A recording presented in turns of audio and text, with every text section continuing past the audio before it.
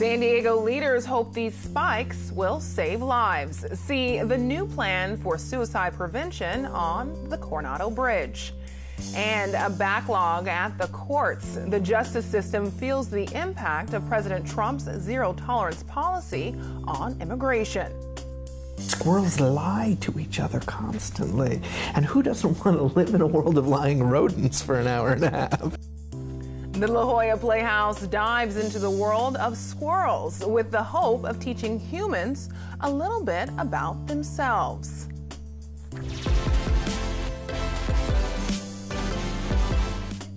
An immersive art experience, Wonder Spaces returns to San Diego. KPBS Art Evening Edition starts right now.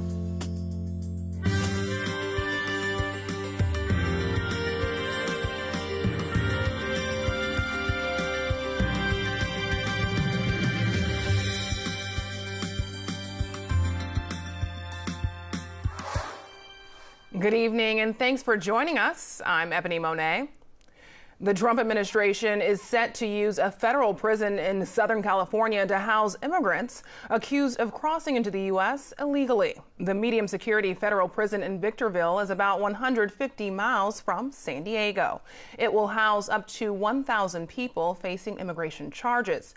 The Union for Workers at the Victorville prison raised concerns to the LA Times, saying the facility is not properly staffed to handle the extra people. Attorneys say a fast-track prosecution program is in the works for San Diego's district courts. KPBS Frontiers reporter Jean Guerrero says Operation Streamline is meant to handle illegal border crossing cases in groups rather than individually. Operation Streamline is an answer to the Trump administration's zero tolerance for illegal border crossings. That policy called for anyone who enters the U.S. illegally to be criminally prosecuted, even first-time offenders and asylum seekers. First-time illegal entry is a federal misdemeanor that was rarely prosecuted before, with resources focused on more serious crimes. The chief judge for the Southern District of Southern California created a committee to address what he called, quote, strains, issues, and problems for the court and its personnel, end quote, due to the fact that the U.S. attorney is calling for at least 100 such misdemeanor cases a week. Jeremy Warren is an attorney who's been at the meetings with the committee. He says this new strategy could hurt the justice system's ability to deal with serious crimes. And in this district, we do a lot of serious fraud cases, cartel cases, all sorts of major investigations go on here. And resources are being diverted to prosecuting the guy who was coming up here to pick tomatoes. And we're not so sure that that's the best use of resources. He says there are also questions about what Operation Streamline means for the due process rights of these immigrants. Many need translators. Some speak very rare indigenous languages. Warren says that streamlining their prosecutions could violate their constitutional rights. The office of the U.S. Attorney here declined to comment on Operation Streamline, saying only that it's looking for practical solutions to Trump's zero-tolerance policy. Jean Guerrero, KPBS News. San Diego Congressman Scott Peters is calling for an end to the practice of separating families at the border. In a tweet today, Peters said separating children from their parents is cruel and devastating to the mental, physical, and emotional health of these children who've come here seeking refuge. I joined my colleagues to oppose any funds in the DHS spending bill from being used to separate children and parents. A budget compromise for Governor Jerry Brown will include more money for the CSU system. Democratic leaders announced a deal was reached this afternoon. In addition to adding funding for higher education, $500 million will go to cities in the form of grants to deal with homelessness. A proposal by Democrats to expand Medi-Cal to young people living in the U.S. illegally is not included in the budget deal. San Diego Mayor Kevin Faulconer is in Boston tonight for the U.S. Conference of Mayors. Earlier today, it was announced Faulconer would chair a new alliance on trade among North American cities. Trade is a source of tension at the G7 summit happening this weekend in Canada. President Donald Trump recently imposed tariffs on several G7 members. Before leaving the White House, President Trump said Russia should be readmitted to the group. You know, whether you like it or not, and it may not be politically correct, but we have a world to run. And in the G7, which used to be the G8, they threw Russia out. They should let Russia come back in, because we should have Russia at the negotiating table. From Canada, President Trump will travel to Singapore. He'll be the first sitting president to meet with a North Korean leader. AP reporter Tracy Brown takes a closer look at the high-stakes summit. Heading into his North Korea summit with characteristic bravado, President Donald Trump says he's ready to negotiate an accord with Kim Jong-un to denuclearize the Korean peninsula. I've been preparing for this all my life. Trump's comments come as he looks to reassure allies that he won't give away the store in pursuit of a legacy-defining deal with Kim, who has long sought to cast off his pariah status on the international stage.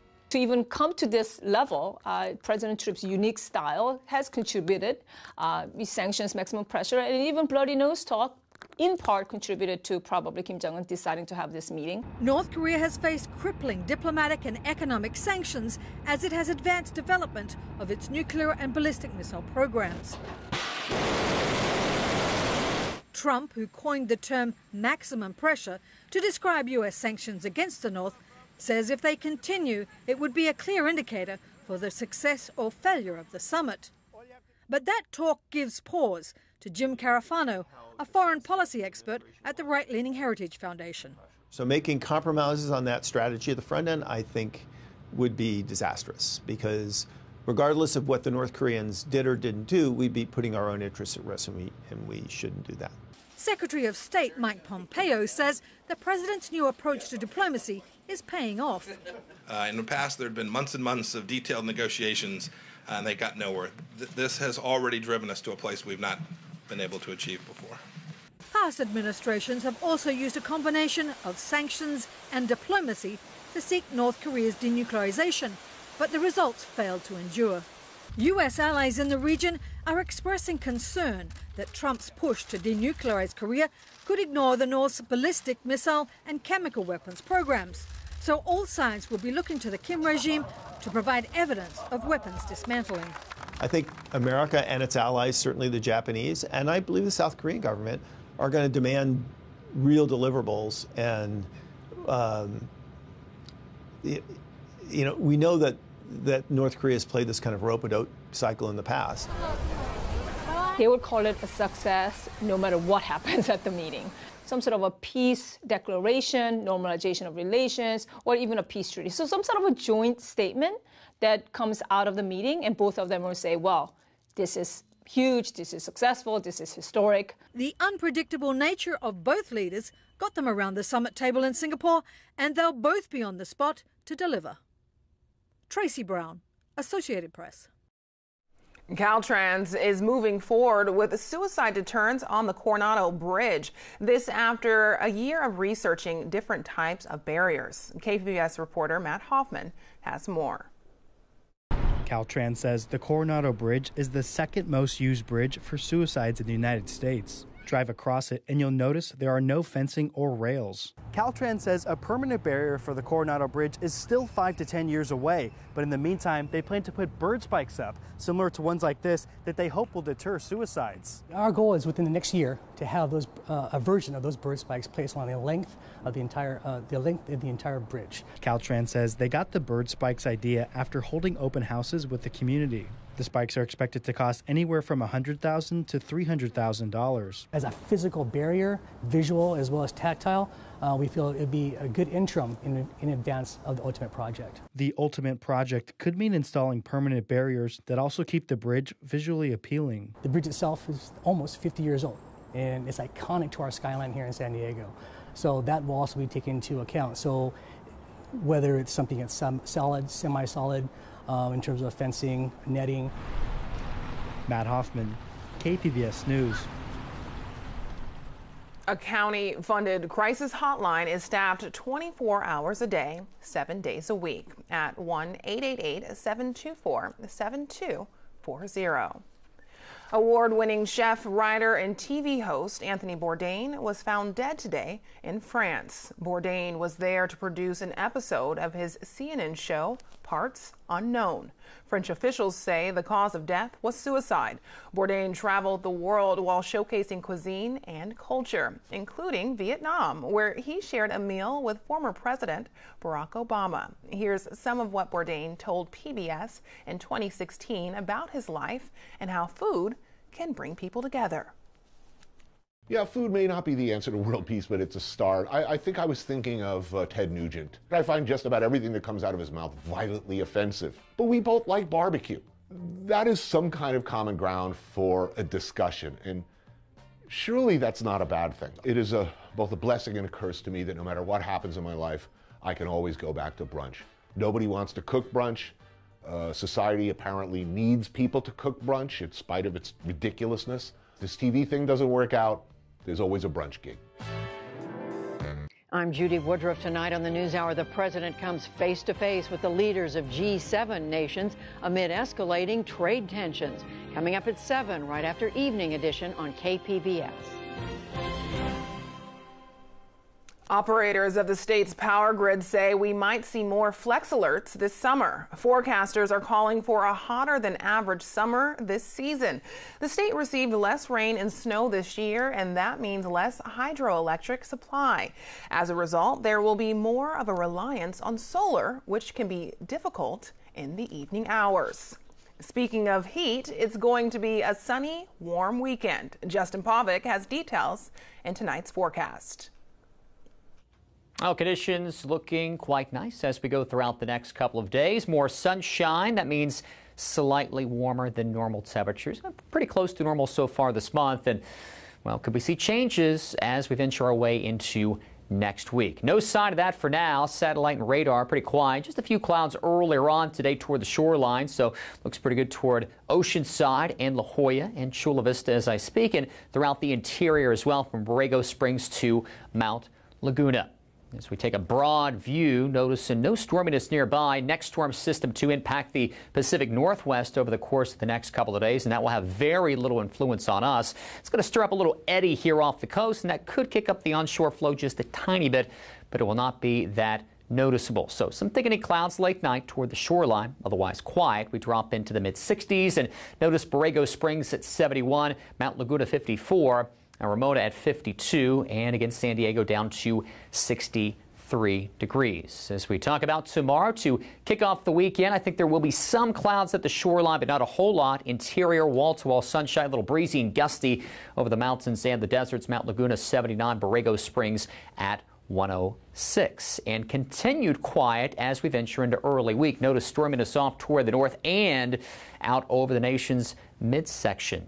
Now, the drought will continue to persist. Of course, we talk about June, we talk about a dry month. We're not expecting to see, climatologically speaking, that much precipitation. Coast, well, we're looking at similar weather here the next several days. Daytime highs mid to upper 70s, overnight lows into the low 60s. And like I said, there's going to be a little bit of cloudiness toward the shoreline here as we venture our way into the weekend. Inland areas, just tons of sun and quite warm. In fact, numbers running above normal. Like I said, San Diego is be a little bit above normal here the next couple of days. Mountainous locations over the weekend, a little breezy, a little gusty out there. Otherwise, quite nice, lots of sunshine and continued quite hot over the desert locations where it will be windy this weekend as well. And again, the Padres away over the next several days. For KPBS News, I'm meteorologist Justin Pavic. Back to you, Ebony. More than 3 million people call San Diego and Imperial County home. With 9,000 square miles of space, we have lots of communities across the region. As part of our KPBS Explore project, we traveled to 5 communities to find out what makes these places so special. Tonight, we focus on Southeast San Diego. The people talk about what makes this neighborhood so unique. You can come over here and go to a taco shop, feel the people, sit down there for a second. You can get some of the best cooking down here. You can get some of the best conversation down here. You can run into some of the most amazing, unique individuals. We know who's part of the neighborhood and who's not, and so, we kind of, there's like all these unwritten rules. The people of Southeast are hardworking, passionate, ride or die people for this community. I think that familial vibe where people kind of look out for each other whenever you can. I love the unity that we have amongst one another. I love the fact that my friend's grandmother is also my grandmother in some sort of way. There was a meeting at City Hall, the Planning Commission. One phone call, one email was sent out, and that City Hall was filled to capacity. So when a threat comes to the community, people show up. I've seen people from this community that either live here or work here continue to come back and give back to the community. And I think that's rare and hard to find. And we welcome you, and we won't turn you away. But you need to come here with an open mind and recognize that we are our own culture within the culture that is San Diego. We live in a community that's here to help. So I don't care what we have. If we have 1 cup of rice, we share it. And that's what makes me proud to be from Southeastern San Diego. You can watch the rest of this series at kpbs.org/Where I Come From. We'd like to hear what you think about the series. You can join the conversation on the KPBS Facebook page. As the dust settles on the June primary, we look at what Tuesday's results can tell us about November. An inaccurate count leads the county to underestimate the number of people living on the streets, and questions about pain treatment offered by a local clinic claiming the most significant breakthrough in natural medicine. Join us for the KPBS Roundtable tonight at 8:30. La Jolla Playhouse just opened a new play by Robert Askins called The Squirrels. KPBS arts reporter Beth Accomando checked out a rehearsal of the play to see just how far the rodent infestation has gone. There's something strange going on within the walls of La Jolla Playhouse. I tried asking actor Brad Oscar what's up and got this. The Playhouse's artistic director, Christopher Ashley, tried to provide insight. In a musical, people sing when they just like regular spoken language won't do it anymore at moments of real passion or emotion. And here, I think people, when they just, the English language won't do it anymore, they burst into squirrel. It's just, I can't speak anymore, so I'm going to have to bark. But what do you expect when you send your actors to squirrel school to prepare for a new play by Robert Askins?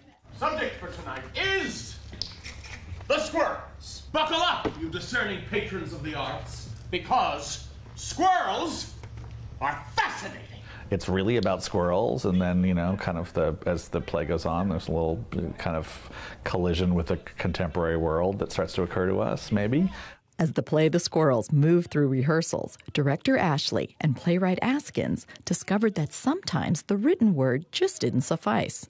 And that's part of the thing that we've been navigating is like, where does a sound serve better than a word, right? Where will the physical motion tell the story? We're finding a similar sort of idea that when our characters reach a point of high emotion, that yes, that is maybe when the squirrel movement and or sound takes over because of, again, the passion behind that. Determining just how squirrely things need to be has been a fun process. And when the tails came in? Tails are fun, right? It was a revelation. Yeah. Apparently squirrels, the emotion is in the tail, right? Like they do this thing when they're upset, they do this thing called flagging, where the tail's like, starting to get aggressive. And when dealing with squirrels, there's no avoiding talking about their nuts. That is the source of a lot of the tension and the conflict in the piece. You will never get my nuts! Daddy! I do think that there's something innately capitalist about squirrels. Right? They're hoarding their nuts. They're saving for a rainy day. It's like squirrels are like Depression era human beings, right? That sense of like, we know that scarcity is coming and we've got to save up for it. We're just saying you have more nuts than any other squirrel in these trees and things are very bad in the branches. Not my problem. It's a problem for all of us. How much do you distribute the nuts? Like how much, inequality of distribution of the nuts turns out to be a thing that our characters deal with intensively all night long. And there are things about squirrels, that are very sort of human-like in many ways, things that they do, ways they behave. Squirrels lie to each other constantly. And who doesn't want to live in a world of lying rodents for an hour and a half? Squirrels seem to be a little more devious at times, a little more, manipulative. I love the thing where like a squirrel is like burying their nuts to protect them, sees that you're watching them, pretends to bury them, hides it, and then when you're not watching, goes and hides them somewhere else. That's right. That's as good as it gets. That's right. That's right. It's like mortgage-backed securities. Askins the squirrels blurs the line between rodent and man. That line, that separates us from certain species, is sort of dissolved in a way, or we sort of see this as sort of a universal story about any group of animals coming together and trying to live together in the world or in their environment.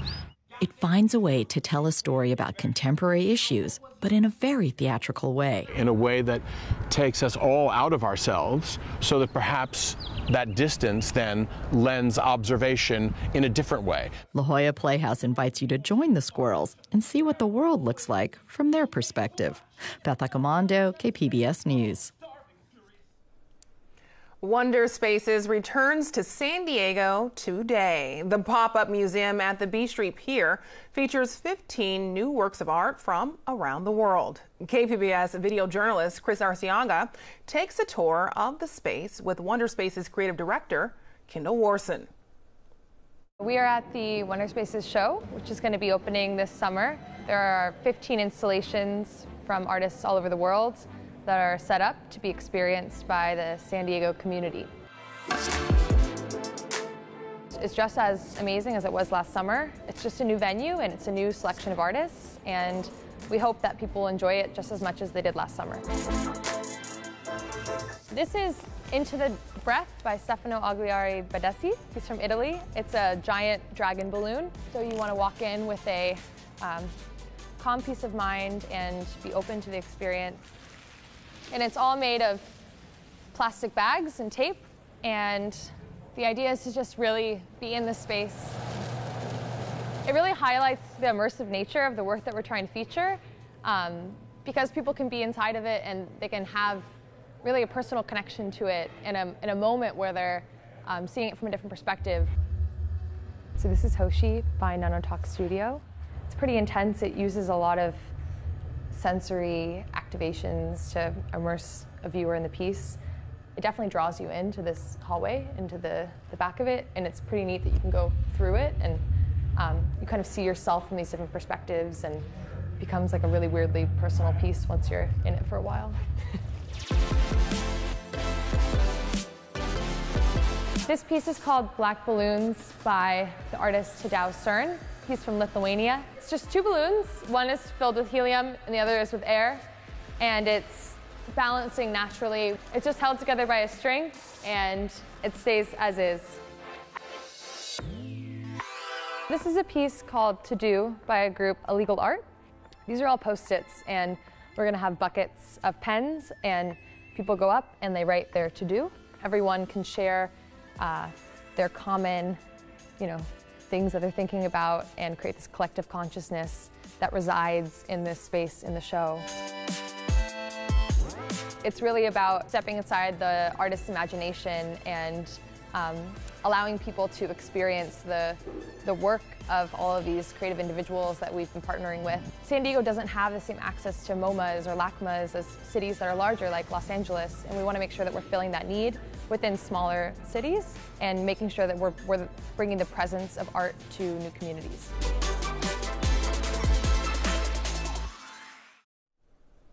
Wonder Spaces is open from 10 in the morning to 10 at night daily, and we've posted more information about it at kpbs.org.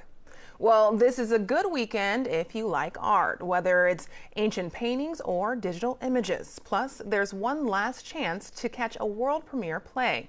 Here with more is KPBS Arts editor Nina Guerin.